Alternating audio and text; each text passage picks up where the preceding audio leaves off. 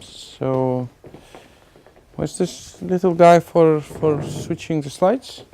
Oh, yeah, I can. Sorry. Okay. Cool. Turn down. Yes, forgot that, sorry. There's a pointer in the back, and there's forward and back one. The big one. Oh, okay. Okay, so I'm not going to talk today about the particularities of the task, because basically I wanted to, these two presentations differ from the first day from the next day, so I will be talking more about the really status update and where we are and what I will extend to what we do, of course. So first of all, when we had a talk about the aggregating the mobile and wireless traffic, it seems that it will affect all the layers of all the layers of the network. It will not just affect the backbone architecture, but the most influence it will have the extension of the increase in the wireless and mobile traffic is to the access and to the aggregation layer. So we have divided the task into several research areas where all the task members are working in, but these research areas are coordinated by appointed task members. So first of all, the access, the campus. Now what we have in campus is that wireless access is becoming the primary access medium in the campus. Well, workstations are still wired into the network, but the laptops, mobile phones, and student computers, they are not anymore. And well, obviously, in increasing in the capacity of mobile networks, it also increases the traffic from these networks onto the campus network. Campus networks are extending towards the public areas where students are have the network. They want their home organization services, or namely eduroam, enabled there. So it's also the area where the campus networks have to cope with the aggregation of high-speed wireless devices. It's also, I don't know why this. It's also an issue now with the handover between various technologies of mobile wireless and whatnot, WiMAX, 3G, 4G, Wi-Fi. Currently, there are devices that support all kinds of interfaces, and the current situation is that the migration between those networks is not very much supported. You entering different infrastructures. You have IP addresses from different domains, and the communications, continuity of communications within devices is supported only by the applications. So we are looking into the network architectures that would support the handover between various technologies. There's also an issues that will have to be dealt with on the aggregation level. That is in the regional network or in the national research and education, or on the level of national research and education. I'm sorry for that. It was good when I tested it. So first of all, what we think is that for small organizations, it requires not even for small to medium organizations, it's required quite a lot of expertise to deploy a wireless network. So we think that it would be feasible to offer the wireless network for organization as a service platform. In the core, well,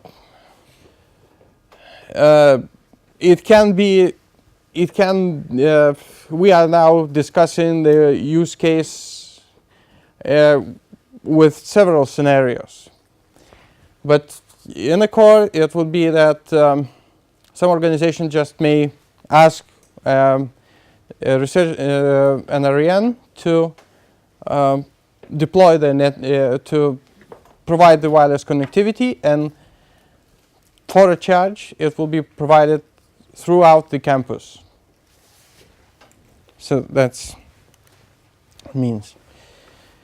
There's also issues with Edge Roam over the LTE, but it has been spun off to the open call. And current study of and current service activity,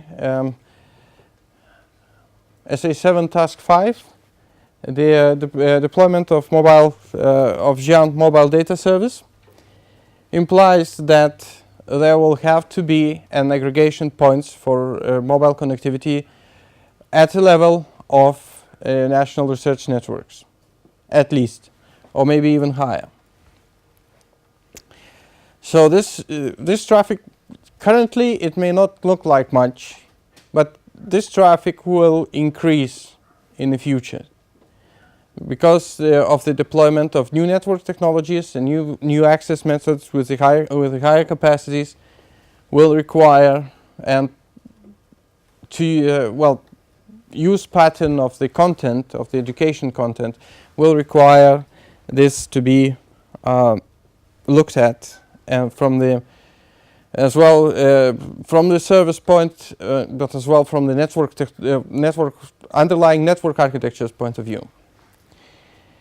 And in the core, within Giant, there's also we are looking at the mobile backhaul infrastructure as well, because basically we are thinking we are looking into the current situation of Giant mobile data service deployment, but as well we are looking into what it may evolve in, to if Giant will continue to support that and to upgrade that. And there's also two cases of liaison with other activities which are not very much concerned with the network architectures, but they do have implications of implications towards the whole research community. First of all, it's the International Mobile Code for the research and education community. It's quite a global resource. And the next is liaison with 5G public-private partnership, which is extending the scope of this GRA, because it may become a political point of view, because where the mobile operators are involved, there's also always some, with the telcos, there are two layers. One layer is doing research, and another layer is collaborating officially, and so on. So we did the estimate of what we are doing and where we are. So basically, first of all, starting from the lowest layer of the access is the SDNs and heterogeneous access radio access network coordinated by HOW here.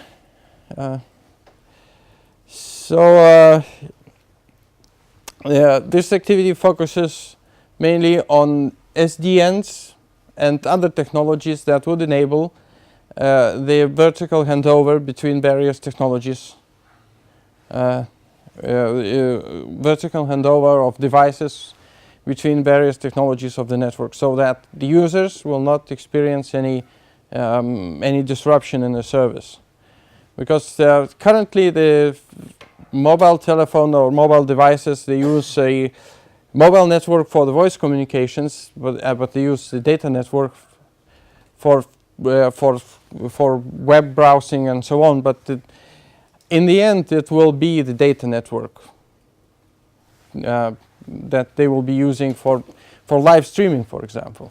And if you live stream something on your mobile phone and you go off the mobile network into the wireless, now most probably it's up to the application to keep that stream running, not up to the network.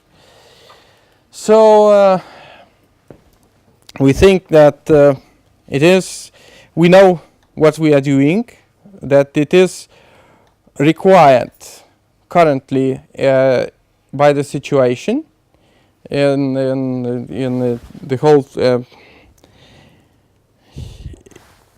that the current technology does not very much support it, and this research is valuable for the GIAN and for the research and education networks. It concerns with the access network technologies, even with the transferring of the radio signals over the fiber directly. So it does imply the guidelines for the national research networks and for the telcos to implement the next generation of the networks. So we are within the scope. We know the technology that is used and may be used for the to achieve this. But the SDNs currently are, well, they are quite fresh. There is not much industry activity going on with the SDNs. Whenever we have certain concerns, whatever it is SDNs we want to use, because, well, technologically SDNs are the circuit switched network in general. You can achieve the packet switched capacity with SDN, but it is circuit switched network. Whether it is feasible or not within the access, it's still have to be figured out, and maybe we would need a proof of concept testing to establish that. We have almost there with a proposal for implementation.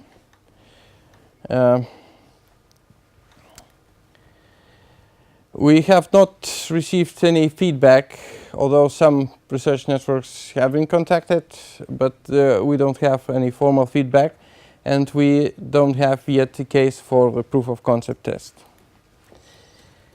We also know where we want to go for the next year. So we are with this one. With this one. This area is ready for basically be put into the white paper. I have a question. Is there also collaboration with the industries? So I see a lot of overlaps here or discussion points from my background, and I would say this may help probably to share a little bit knowledge and figure out where is the scope and what is the need, also probably by survey for understanding what is the target audience at the end. Okay. We don't have very much collaboration with the industry on this one. If you could suggest some, we would be very glad to. What do you mean the industry? The telcos, the For example, that who has a different technology in yeah, place, yeah. and they are really heterogeneous, and so they had a lot of history and experience on that. And if we think about this in the Géant area, this is quite good. It's beautiful. Then I think it makes sense that we share a little bit also on the technology layer. Yeah. Maybe also on the research layer. We had a presentation in the Géant Symposium. Okay. We also had the presentation in GRA2 in the SDNization task in Géant Symposium, but we haven't been contacting the industry yet. Because okay, so we are open for suggestions, because it would seem that some of the vendors, like Alcatel-Lucent, for example, they do have their solutions for their, but on the other hand, it may be feasible to have a open standard solution for this, so that the user can go off the network and of one network and get onto the wireless network by a different vendor. So SDNs could be one open solution to do that. Yeah. What about the IEEE standards for vertical handover? Yeah, we we recognize it and expand it actually. yeah, We use it and to and also there's a IETF effort in this as well. We are looking into the SDNs are not the medicine for the whole for every disease. So it can be achieved other ways, not using the SDNs. So we are looking into these 3 or 4 technologies that that would enable this. So yeah.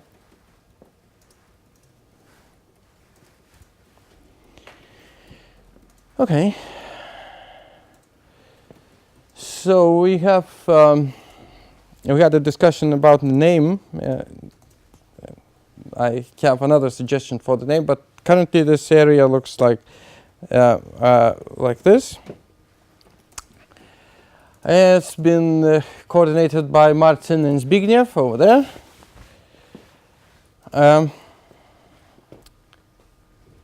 So the situation is that this really is not so much of the new revolutionary network architecture thing, but rather aggregating and putting into one piece all expertise that it is within Géant community.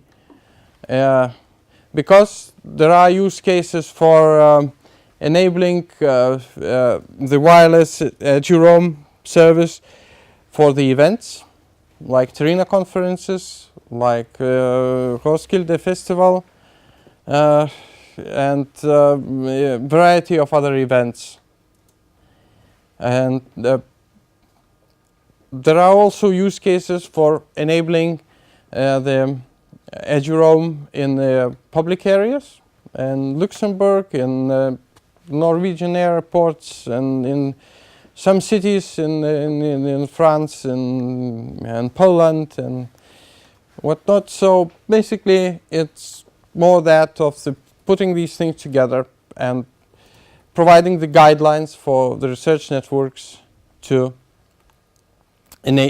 expand. Now,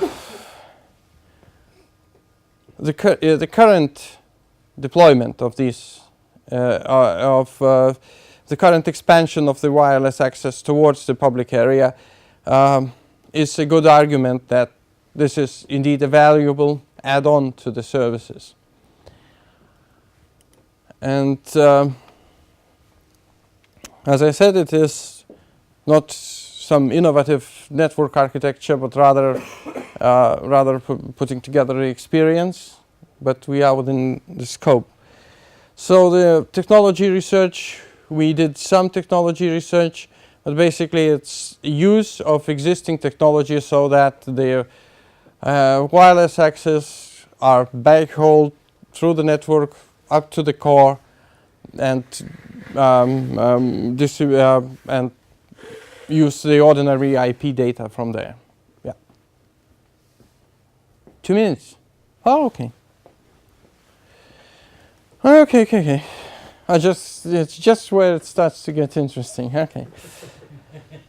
So there's not much industry practice research, but it's very much in line with the goal of what we are looking into when we're talking about wireless and mobile technologies, so that the access to the network is freed of is unbound from the infrastructure of the network, so that you can have your eduroam access everywhere in the mobile phone, over the mobile network, over any wireless infrastructure that it is available to you. You go into some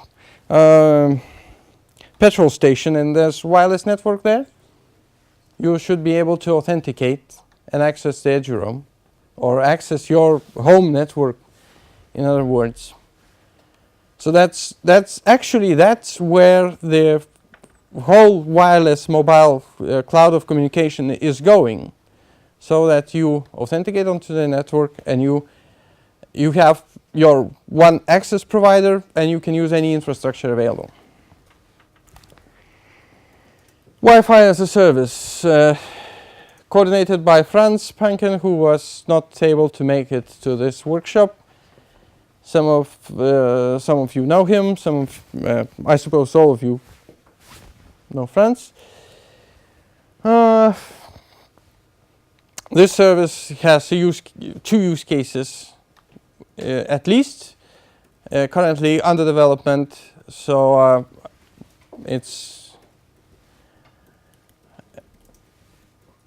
we know what we want to achieve with this one. We want to provide the service to the institutes, organizations within the research community to either to have some place to ask for the wireless coverage of their premises. So that's it. It's not a rocket science in terms of networking technology. So we are looking rather into the service platform than the networking technology itself. And we did the research of technology. We know, at least in two cases, what it is that we are going to do. And we haven't been working much with industry as well. So I will skip these updates and basically the current outcome of this task would be the service at the National Research Network layer, where any institution can ask for provision of wireless network and should have full coverage of the network and such.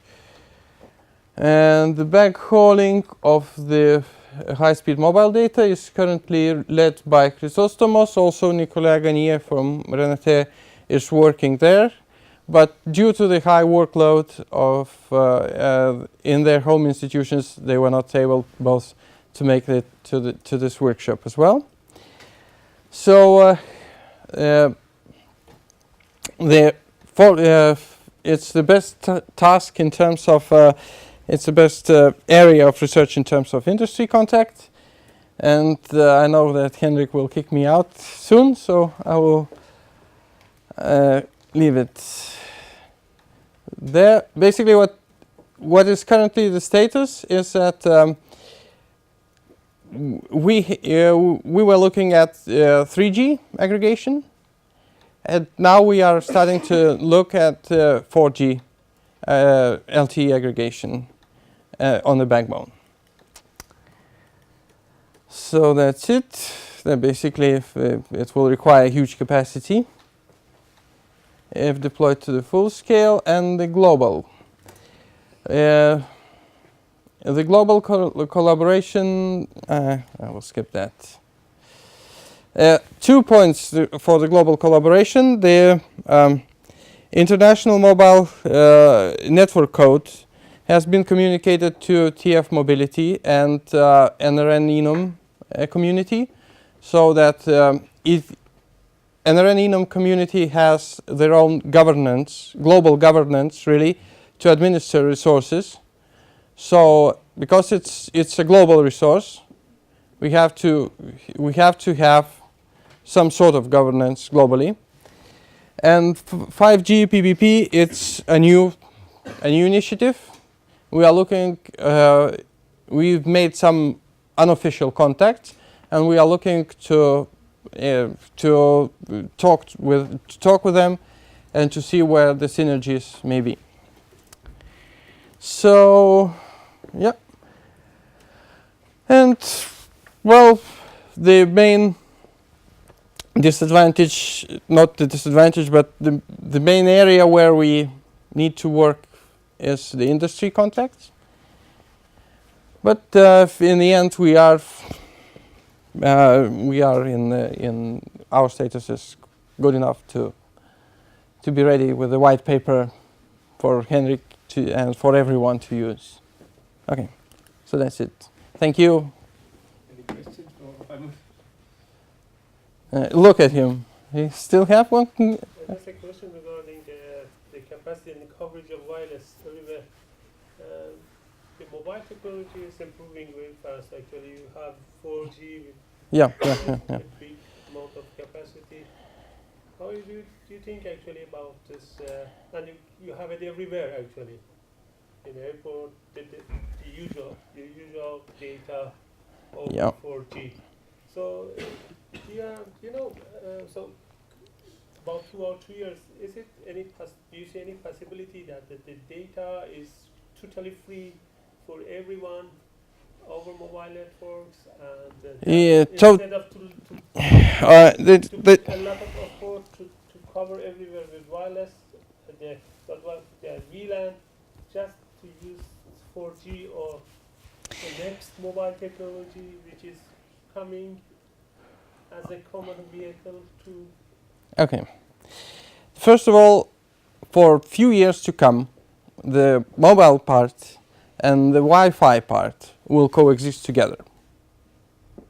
So there will not be a single technology that will wipe everything clean and will provide the full wireless coverage, at least within a few years. Given 10 plus years, there may be. Because this 5G PPP proposal is not yet in full extent rolling. On the other hand, it's not, when you read the proposal itself, it's not very much intended to deal with it. They're rather talking about interworking and vertical handovers and sorts of things. And to answer your first question, there's no such thing as a free lunch. Although Nordernet but basically if you have, like, for example, access to the network that is paid for by your institution or by your company, then you may have in the end you may end up having the access to the network everywhere without your personal costs, so that you can use your home credentials to access the network and have the service available to you.